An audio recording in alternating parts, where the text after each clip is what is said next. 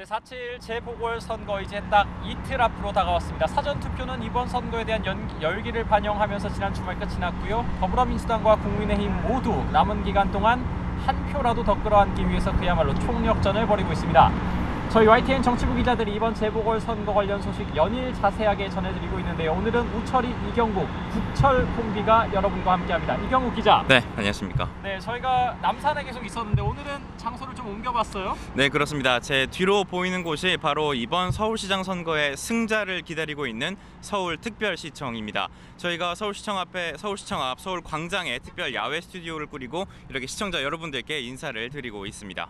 네, 사실 저희 뒤로 이제 두 건물이 보이실 텐데요. 옛 건물이 서울시청 옛청사로 썼던 건물, 지금은 서울도서관으로 쓰이고 있고요. 새 건물은 현재 서울시청으로 쓰이는 공간입니다. 네. 그래서 저희가 이제 좀 살펴봤는데 이 청사 건물에도 이번 선거와 관련한 좀 흥미로운 이야기들이 녹아 있죠. 네, 맞습니다. 우선 옛 청사 관련 내용부터 좀 설명을 드려보겠습니다. 해방 이후부터 2008년 5월까지 60여 년 동안 서울시 청사로 사용된 건물입니다. 이번 선거에 출마한 국민의힘 오세훈 후보는 2006년 7월부터 서울시장으로 재직을 했습니다. 옛 청사에 있는 3층 시장실에서 2008년 5월까지 집무한 마지막 시장이 되겠는데요. 이 재직 시절인 2008년 3월 신청사에 대한 공사가 시작을 했고 한창 공사가 진행 중이던 2011년 8월 무상급식 논란이 불거지며 사퇴를 했습니다. 그러면 정리를 해보면 오세훈 후보 당시 시장은 지금 현 청사를 본인 임기 때 착공을 시작했는데 정작 현 청사에서 직무를 보지 못한 거고. 네, 맞습니다. 다음 시장인 박원순 전 시장이 어떻게 보면 현 청사에서 직무를 본 유일한 시장이다, 이렇게 봐야 되는 건가요? 네, 맞습니다. 착공 4년 5개월 만에 신청사가 완공이 됐습니다. 2012년 9월부터 이 신청사에서 업무를 시작을 했는데요. 2011년 보궐선거로 당선된 박원순 전 시장, 역대 시장 중 처음으로 신청사에서 업무를 시작을 했습니다. 그리고 이후 6층에 있는 시장실에서 다시는 있어서는 안 될 성추행 사건이 발생했고 박원순 전 시장의 사망 뒤인 지난해 7월 10일부터 시장실은 비어있는 상황입니다. 그런데 이 박원순 전 시장이요? 보궐선거에서 이제 당선되는 과정에 등장했던 인물들이 있어요. 근데 이 인물들이 지금 이번 선거 전에도 등장한 인물 아닙니까? 네, 맞습니다. 우선 이번 야권 단일화에서 패배한 현재 국민의당 안철수 대표, 당시 박원순 전 시장에게 서울시장 출마를 양보했었던 역사가 있습니다. 그리고 박원순 전 시장은 이번 민주당 후보이죠. 박영선 후보와 당시 후보 단일화 경쟁에서 승리한 역사도 가지고 있습니다. 네, 이 서울시청 청사 얘기 하나만으로도 이번 선거에 나온 서울시장 후보들 그리고 그동안 있었던 일들이 싹 정리가 되는 그런 모습입니다. 네, 다른 얘기도 좀 해보죠. 지난주 금요일과 토요일입니다. 이틀 동안 이 사전투표가 실시가 됐습니다. 금요일은 평일이었고요. 토요일은 좀 비가 왔습니다. 그래서 맞습니다. 좀 걱정이 되기도 했었는데 그래도 투표율이 상당히 좀 고무적이었어요. 네, 우선 최종 사전 투표율부터 말씀을 드리면 20.54% 기록했습니다. 서울은 조금 더 높은 21.95%, 부산은 다소 낮은 18.65%였습니다. 이 수치가 어떤 수치냐 좀 들여다보면 지난해 21대 총선, 2017년 19대 대선보다는 낮습니다. 그러면 그 2018년도에 지방선거가 있었고 또 2019년도에 재보궐선거가 있었던 걸로 기억하는데 그때와는 어떻습니까? 그 수치보다는 높은 투표율을 기록을 했고요. 역대 재보선 사전 투표율로 봐도 최고치를 기록을 했습니다. 네, 역대 재보선 사전 투표율 중에 최고치다. 근데 앞서서 이제 민주당과 국민의힘 모두 너나 할 것 없이 사전 투표를 독려를 했습니다. 그럼 이렇게 높은 사전 투표율이 과연 누구에게 손을 들어줄지, 과연 누구에게 득이 될지, 이거는 현재로서는 좀 단언하기 어려운데 저희가 그래서 이 서울시 같은 경우에는 좀 투표율을 좀 정리를 해봤죠. 이제 그래픽이 나갈 건데 현재 종로가 이번에 투표율이 가장 높았습니다. 이 종로가 사실 근데 정치 1번지라고 불릴 정도로 늘 어떻게 보면은 캐스팅 보트 역할을 해왔던 곳이기 때문에 부동층이 많은 지역이 대체로 투표율이 좀 높았고요. 반대로 금천 그리고 강남 이곳은 민주당 아니면 또 이제 국민의힘의 지지세가 강한 곳이다 보니까 이곳은 또 상대적으로 투표율이 저조했습니다. 그럼 이런 결과에 대해서 민주당이 어떤 반응, 어떤 입장이 좀 궁금한데 어떻습니까? 일단 기본적으로 조금 조심스러운 상황이긴 합니다. 어떤 민의를 담아냈을지는 알 수 없는 상황이기 때문인데요. 일단 캠프 쪽 핵심 관계자들 얘기를 좀 들어보니 민주당은 일단 높은 사전 투표율에 자신감을 보이는 모습이었습니다. 이 사전 투표율이 높으면 진보 정당에 유리하다는 공식이 굳어져 왔는데 이번에도 이 같은 공식 어김없이 지켜졌을 거라는 판단을 하고 있는 겁니다. 역대 선거들 보면은 그래도 사전 투표 투표율이 높았을 때 민주당이 좀 좋은 결과가 있었던 경우가 많았으니까요. 네, 맞습니다. 네. 여기에 전통적인 지지층이 위기감 속에서 적극적으로 이 투표소에 나왔을 네. 거다 이렇게 예측을 하고 있었습니다. 이와 함께 내곡동 땅 의혹으로 네. 오세훈 후보의 도덕성 문제가 크게 불거진 만큼 이른바 아직 결정을 내리지 못한 부동층의 네, 네. 비판적인 여론도 커졌을 거다 이렇게 판단을 하고 있는 상황입니다. 사실 국민의힘의 반응도 궁금하거든요. 네. 어땠습니까? 네, 국민의힘 같은 경우에는 뭐 마찬가지로 유불리에 상당히 조심스러운 입장입니다. 다만 이 국민의힘이 기대고 있는 곳이 하나 있죠. 바로 문재인 정권 심판이라는 바람, 이 바람을 상당히 기대를 하고 있습니다. 앞서 저희가 보여드렸습니다만 민주당 지지세가 강한 뭐 금천 같은 네. 이런 지역의 투표율이 상대적으로 낮지 않았습니까? 그러다 보니까 민주당의 전통적 지지층이 실망을 해서 투표장에 가지 않았을 거다 이런 분석을 좀 하고 있는 것 같더라고요. 네. 동시에 뭐 국민의힘 지지세가 강한 강남도 좀 투표율이 낮았었는데 이거는 뭐 지난해 총선 때 사전 선거에 특히 어떤 사전 투표의 부정 선거 의혹이 좀 일다 보니까 이 전통적 지지층들이 본 투표장에 가려는 것 아니겠냐 이런 식으로 좀 해석을 하는 모습입니다. 네, 그러다 보니까 이제 뭐 본 선거가 딱 이틀 남지 않았습니까? 네. 여론조사 공표 금지 전까지는 국민의힘 후보가 민주당 후보에 상당한 격차로 좀 앞서 있었는데 뭐 각 당에서 그러면 이제 현재 판세 그리고 또 최종 결과는 어떻게 전망을 하고 있는지 이 부분도 좀 궁금한데 민주당은 어떻게 보고 있습니까? 네, 아무래도 뭐 최종 결과 어떻게 될 것이냐 가장 큰 관심을 보이는 부분일 텐데요. 네. 일단 민주당 내에서는 이기든 지든 2% 싸움이다. 뭐 이런 네. 분석이 나오고 있는 상황입니다. 그러니까 여론조사랑 바닥 민심 확인했던 바닥 민심은 전혀 달랐다는 입장인데요. 네. 특히 야권 단일화 이후에 본격적인 2강 경쟁 구도를 형성하면서 이 오 후보의 문제점이 본격적으로 부각돼서 승산이 있다는 판단입니다. 승산이 있다. 예, 네. 관련해서 이낙연 더불어민주당 상임 선대위원장 녹취 듣고 오겠습니다. 공무원들 수만 명을 공sol해야 할 책임자가 부동산의 의심을 받는다 그러면 공직사회가 과연 바로 잡히겠는가 여러분이 생각해 주셔야 한다고 생각합니다. 네, 반대로 국민의힘을 살펴보면 역시나 서울과 부산 모두 이길 수 있다, 이기겠다 이런 예상을 하고 있거든요. 네. 앞서 말씀드린 대로 문재인 정권 심판론의 바람이 좀 거세게 불 것이다 이렇게 좀 보고 있는 것 같고요. 그런데 앞서 말씀하신 대로 이제 이낙연 상임선대위원장의 녹취가 어떻게 보면 오세훈 후보를 겨냥한 것 아니겠습니까? 네. 그럼 민주당에서 이제 네거티브 그러니까 흑색 선전을 계속해서 하고 있는데 이것이 효과가 없을 것이다 이렇게 단언을 하는 모양새인데 김종인 비상대책위원장이 상당히 확신에 찬 어조로 말을 하고 있습니다. 발언 듣고 오겠습니다. 이번 서울시장 보궐선거에서 우리 국민의힘이 반드시 승리를 할 거라고 하는 확신을 저는 갖고 있습니다. 지금 가만히설로 네거티브 선전하고 이렇게 한다고 해서 저는 유권자의 마음이 변하리라고 생각하지 않습니다.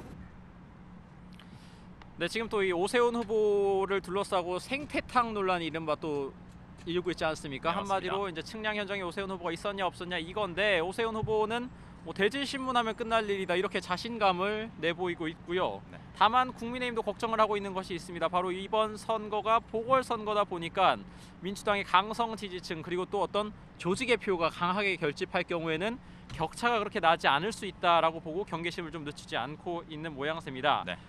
네, 이제 선거가 딱 이틀 남다 보니까 막판 선거전도 더욱 달아오르고 있는데 오늘입니다. 마지막 서울시장 후보 간의 TV 토론이 있죠? 네, 뭐 토론회 항상 뭐 열리면 발언들이 많이 문제가 되고 네. 논란이 됐었던 행사입니다. 오늘 오후 2시입니다. 한국방송기자클럽 초청 서울시장 후보 토론회가 열립니다. 네. YTN도 이 토론회를 생중계해드릴 예정이니까 많은 관심 네. 부탁을 드리겠고요. 이 토론회에서는 오세훈 후보 내곡동 땅 의혹 그리고 문재인 정부 부동산 정책 등 이 첨예한 사안들이 다 논의가 될 것으로 보입니다. 네. 한치의 양보도 없는 설전이 벌어질 것으로 보이는데요. 이 박영선 후보 내곡동 땅 의혹에 대해 오세훈 후보 거짓말을 이어가고 있다 이런 공세를 이어갈 네. 것으로 전망이 되고요. 반면 오세훈 후보 방금 말씀하신 것처럼 대지심을 하면 된다 이렇게 네. 논란에 일축하고 있는 상황입니다. 이 앞선 토론회에서도 지금 이어지고 있는 공방만큼이나 치열한 공방 날선말들이 오갔습니다. 직접 듣고 오겠습니다. 결국은 MB 패밀리와 MB 황태자의 이 땅들이 붙어 있는 곳이 결국은 그린벨트가 해제가 됐습니다. 굉장히 저는 이거 들여다볼수록 이상한 일이라고 생각하는데요. 문제를 제기했던 모든 분들이 함께 정정당당하게 수사를 받을 수밖에 없다는 점. 네, 지금 이것은 협박하는 것입니다. 이런 수사 운운하는 이런 발언. 수사를 거짓말 컴플렉스가 생기신 것 같아요. 거짓말 프레임의 도사라는 생각이 듭니다.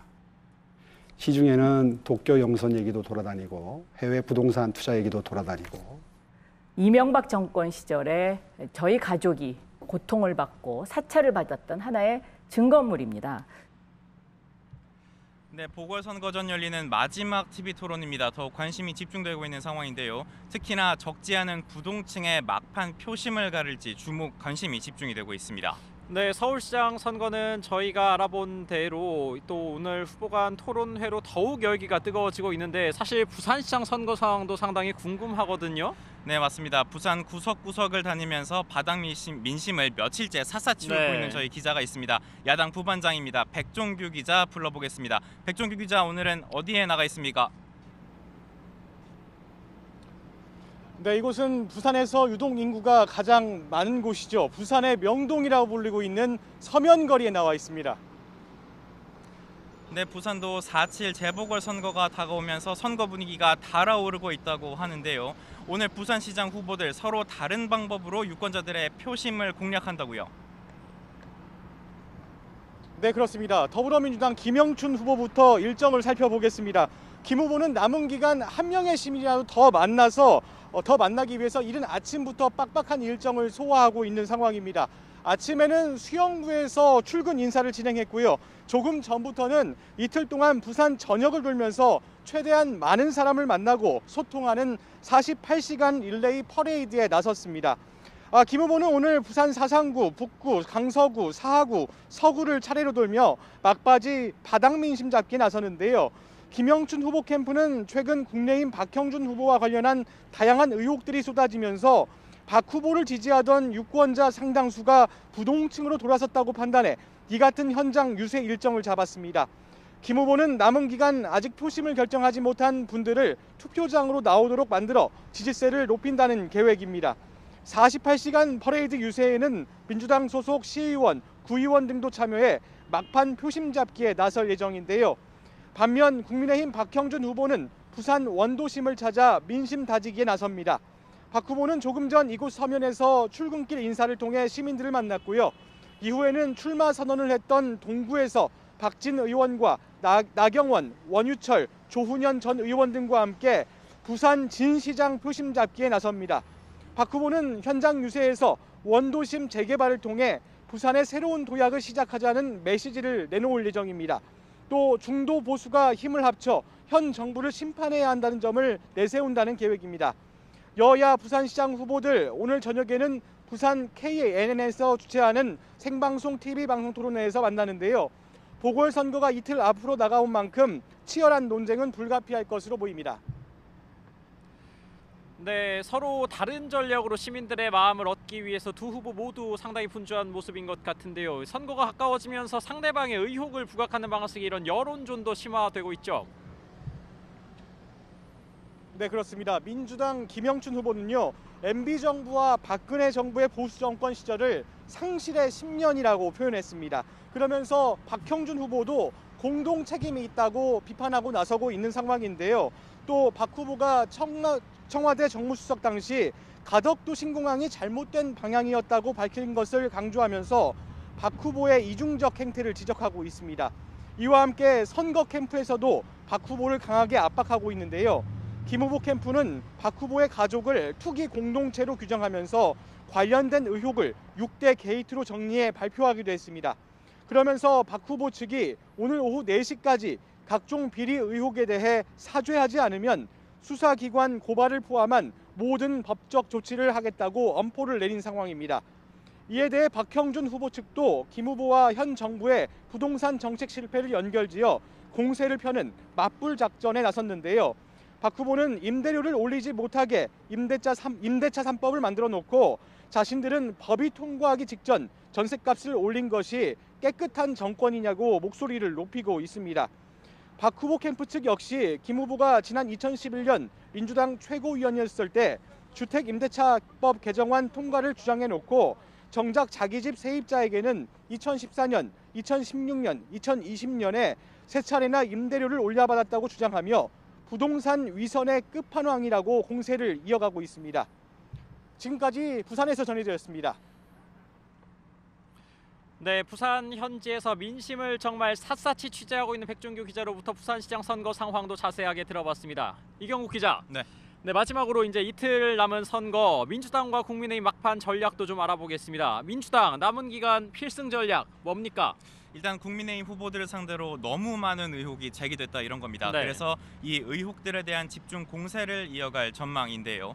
오세훈 후보를 상대로는 아시다시피 내곡동땅 의혹, 박형준 부산시장 후보를 상대로는 LCT 국정원 불법 사찰 그리고 부동산 투기 의혹 등이 제기가 돼 있습니다.